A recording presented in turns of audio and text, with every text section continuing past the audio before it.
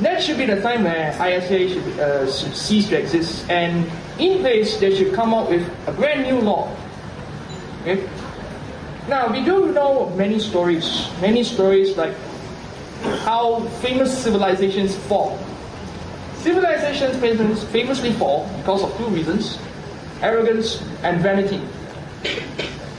This also applies to the moral story of Vanity Fair by Thackeray.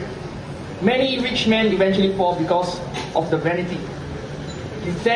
Because of your prestige and status, you tend to feel it. This is what the main party, government does. Now, so if you say that ISA is needed because of this, I think the solution is too crude for now. Okay? In medieval times, there used to be forced marriage. That means you marry the bride or the groom that your parents have chosen. But then this thing doesn't work anymore. It doesn't work anymore here already. Okay? This is what is supposed is something doesn't happen. Recently, yesterday, I was working in an office. My manager is a Muslim, but from India, the northern part of India. He said to me, Islam preaches that everyone should move according to time. Move according to time. That means, as time goes, you need to change your approach. To change your approach. If this is true, as what the Quran says, that's what I was told, why not Barisan Nasional? Barisan Nasional, they've been here for 50 years. They should be changing approaches as time goes. Let's say some of those things that were needed in the 70s might not work here anymore. They should do that. But you don't see why. They think they're getting used to it. It's just like what I was told of co-pilot syndrome. If the thing is gone, if that thing is taken away, they will start making noises. Because what the thing was done for is to help you stand on your own feet, not to depend on them. Okay. So that's why, you see, I noticed that many of them see why innocent people who wishes to voice out objections, they were told they were arrested. Basically, this is what was written by David Icke, the conspiracy theorist. He said, this is what happened in the US now. If you are seen descending, they will arrest you. That is also happening in Malaysia. Remember what the Bush famously said? Either you are with us or against the terrorists. That concept is similar to here.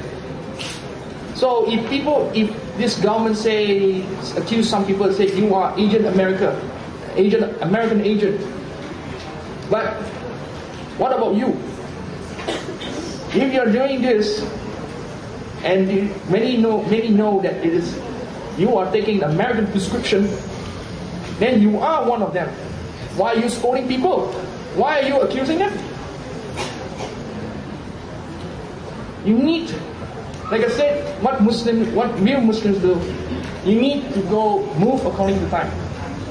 You cannot, you cannot just keep relying on crude solutions. Otherwise, if people are asking for a change and you say no, do you need an industrial age artificial intelligence to solve our world problems? I wouldn't want that in my life.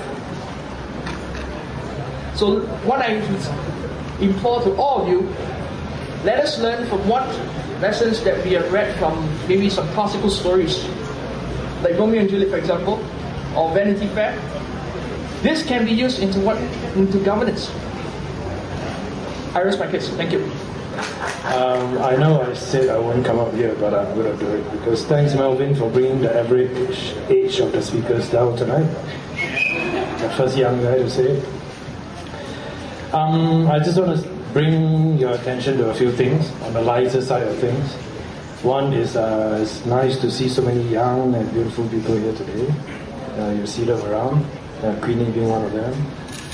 It's always nice to see that the youngsters are coming up, sharing their point of views and fighting for a cause. Now, speaking of young people, there's a group called Jerit. I don't know whether everybody knows about Jerit.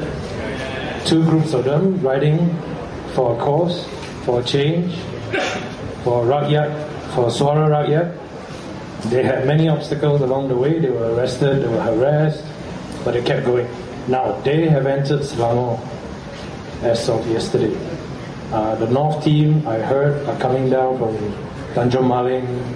Eventually, on Wednesday, they will plan to be at Chalam to hand over a memo to the MB.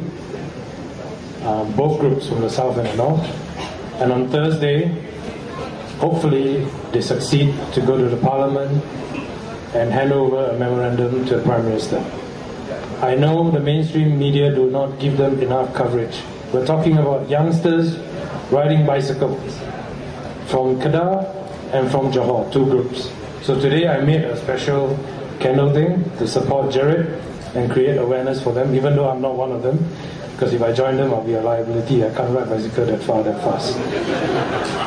That's all I got to say. Keep the candles burning. Be creative. I see some nice candles around. Right, see you next week. Thank you. Okay, so tonight whoever's holding candles, not for ISA, not for anti-ISA, for Jerit bicycle, whatever, right?